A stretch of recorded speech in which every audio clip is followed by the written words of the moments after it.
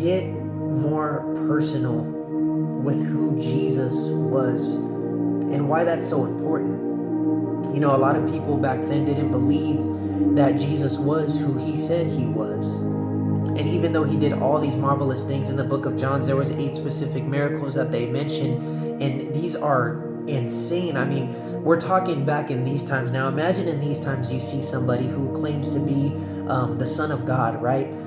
Turning water into wine, healing the official's son, healing the invalid in Bethsaida, feeding the 5,000 with just a few loaves and fish, walking on water, restoring sight to the blind man, raising Lazarus from the dead, and giving the disciples an overwhelming catch.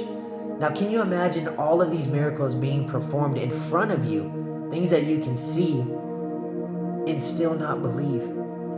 And that right there was just tugging at my spirit, and it didn't sit well with me, you know, and I couldn't help but to dive into this word. And you know, I'm reading from a study Bible, and you know, it breaks down everything into terms that I can understand, and it gives me the understanding of who Jesus really is and what the purpose of his life on earth was, and how it has impacted the entire world, and personally myself.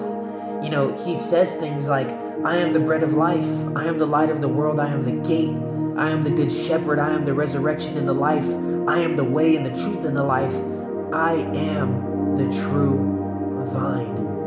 And it is only through the deity of who he was that can strengthen and supplement our faith. You know, the word says in James that we are to be doers of the word, that we shouldn't deceive ourselves, that we should not merely listen to the word, but we should do what it says. Jesus is the Son of God, and that's what I believe. And he says here in John, by believing, you will have life in his name. In his name. You see, in the beginning was the Word, and the Word was with God, and the Word was God. Can you imagine?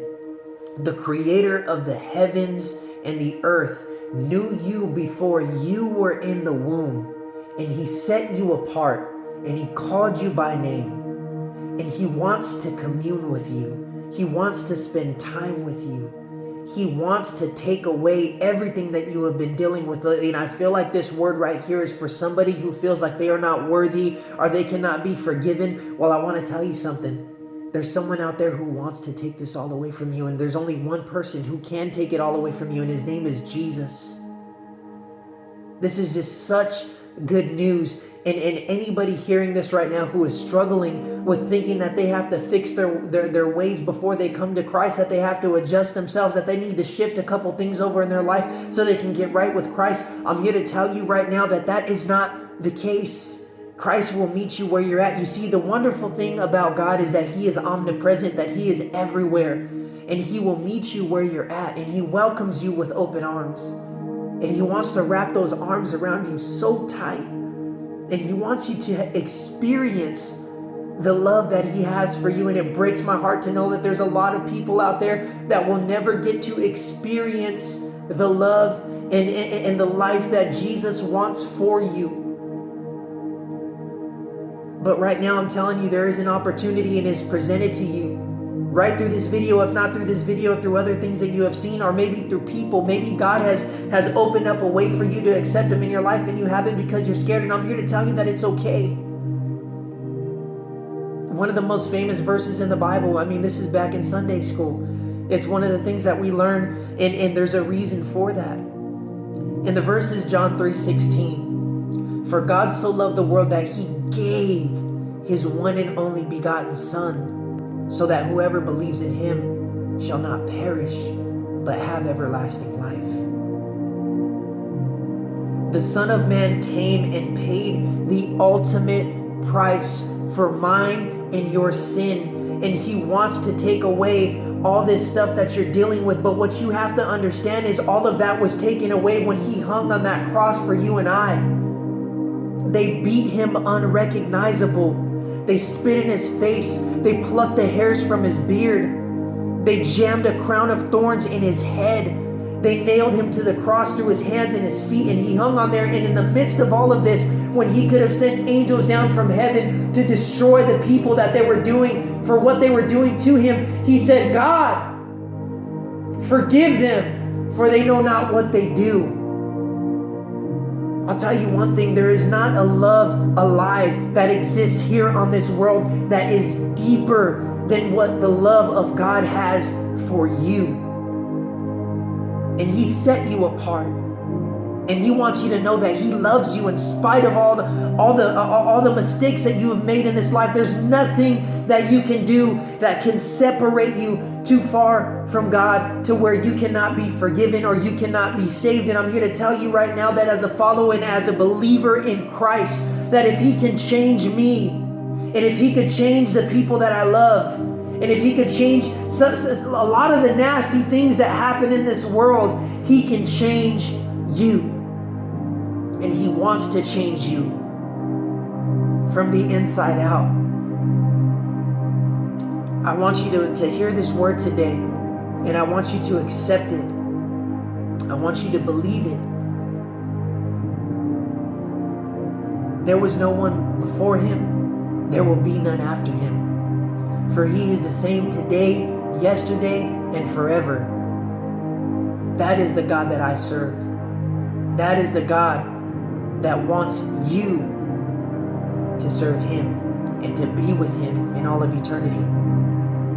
Because believe it or not, my friends, there's going to be a day where all of this is not going to be here anymore. And all of the stuff that we build up here on earth, we're not taking it with us when we go. So why not build the things that the Lord has for us after we're gone and we're not here on this earth anymore? And the way to do that is through prayer. The way to do that is through reading our word. The way to do that is by loving one another. And to love Jesus and God with all of our heart, all of our soul, and all of our might. What have you got to lose? I really want you to ask yourself that. He wants to do great things in your life. He wants to shine light on those dark areas in your life. He wants to explain to you why you're going through the things that you're going through. But more importantly, he wants to love on you.